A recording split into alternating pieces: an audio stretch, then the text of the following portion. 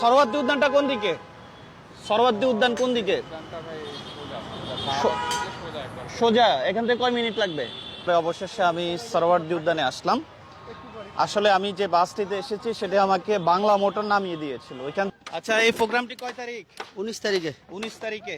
কি অবস্থা, কাজ কতটুকু আগাইলো? কাজ ইনশাল্লাহ প্রায় আইসা গেছে। আচ্ছা, আমরা আর 2 দিনের মধ্যে কমপ্লিট হয়ে যাবে। 19 জুলাই জামায়াতের জাতীয় সমাবেশ, 7টি দফা আদায় হবে, গড়বে নতুন দেশ। 19 জুলাই জামায়াতের জাতীয় সমাবেশ, 7টি দফা আদায় হবে, গড়বে নতুন দেশ। যে যেখানেই থাকো দলে দলে এসো, স্লোগান তুলে কণ্ঠে তোমার তীক্ষ্ণ আওয়াজ তোলো। সফল করো জাতীয় সমাবেশ, সফল করো জাতীয় সমাবেশ। আসসালামু আলাইকুম প্রিয় বন্ধুরা, কেমন আছেন আপনারা? আশা করছি আল্লাহর রহমতে ভালো আছেন। আমি এই মুহূর্তে অবস্থান করছি ঢাকাতে। বন্ধুরা, ঢাকায় এসেছি, আপনারা জানেন জাতীয় সমাবেশ, বাংলাদেশ জামাত ইসলামের একটা জাতীয় সমাবেশ আছে। এই যে আমি যদি দেখাই আপনাদেরকে, 19 জুলাই এই জাতীয় সমাবেশে সরোয়ার্দী উদ্যান কিভাবে সাজানো হয়েছে সেটা আমি আপনাদেরকে দেখানোর জন্য আমি আজকে সোজা সরাসরি চলে এসেছি ঢাকাতে। বন্ধুরা দেখুন, বাংলাদেশ জামাত ইসলাম কর্তৃক আয়োজিত জাতীয় সমাবেশ 2025, এই সমাবেশের যিনি সভাপতি হিসাবে থাকবেন তিনি হচ্ছে ডাক্তার শফিকুর রহমান। 19 জুলাই 2025 সরোয়ার্দী উদ্যান।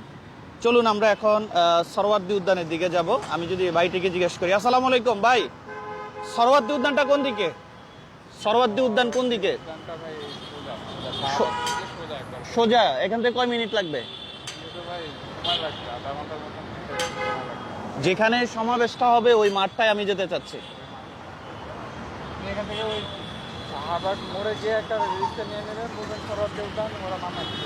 আচ্ছা, শাহবাগ যেতে হবে আমাকে। আচ্ছা বন্ধুরা, আমি এখান থেকে যাচ্ছি শাহবাগে। ওনারা যেভাবে আমাকে গাইড করলেন, যেহেতু আমি ঢাকায় তেমন একটা চিনি না, তো চলুন আমি এখন শাহবাগের দিকে রওনা দিই। শাহবাগ থেকে আমি যাব সরোয়ার্দী উদ্যান। এই সরোয়ার্দী উদ্যানটা কিভাবে সাজানো হয়েছে, শনিবারের জন্য কি প্রস্তুতি নিয়েছেন বাংলাদেশ জামাত ইসলামী, সেগুলো আমরা আপনাদেরকে নিরপেক্ষভাবে দেখাবো। আশা করছি আপনারা ভিডিওটা না টেনে সম্পূর্ণ দেখবেন। ধন্যবাদ। সফল করো জাতীয় সমাবেশ, সফল করো জাতীয় সমাবেশ। অনেক হাঁটাহাঁটি করার পরে অবশেষে আমি সরোয়ার্দী উদ্যানে আসলাম। আসলে আমি যে বাসটিতে এসেছি সেটা আমাকে বাংলা মোটর নামিয়ে দিয়েছিল। ওইখান থেকে আমি হেঁটে হেঁটে জিজ্ঞেস করে করে সরোয়ার্দী উদ্যানে আসতে হয়েছে। ওই যে না চিনলে যা হয় আর কি। ঢাকা তো আমি থাকি না, আমি থাকি চট্টগ্রামে, যার কারণে ঢাকা এখন